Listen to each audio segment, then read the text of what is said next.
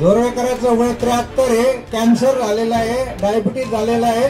माझ्या नादी लागशील तर पिस्तोल आणून गोळी घालून टाकल रस्त्यावर. मला काही जास्त जगायचं नाही. या ठिकाणी ज्या लोकप्रतिनिधीला आपण निवडून दिलं त्याचे दिवस भरलेले. माझं चॅलेंज आहे त्याला की यावेळेस तू या मतदारसंघातून निवडून येऊन दाखव. या तालुक्यामध्ये जी काही गुंडगिरी सुरू झाली त्या गुंडगिरीचे अनेक उदाहरणं आपल्याला माहिती आहे. सोडाचं राजकारण मला देखील दमबाजी करण्यात आली होती. त्यामुळे मी छत्रपती शपथ घेतो, जोरवेकर तुला संपून टाकेल.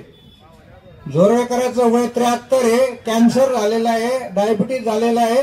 माझ्या नादी लागशील तर पिस्तोल आणून गोळी घालून टाकल रस्त्यावर. मला काही जास्त जगायचं नाही. आजच मेलेलोय मी, आजच मेलेलोय. मला काय फरक पडतो? 4 वेळा जीवदान मिळालं. मला हे सांगायचंय का तुम्ही काय विकास केला.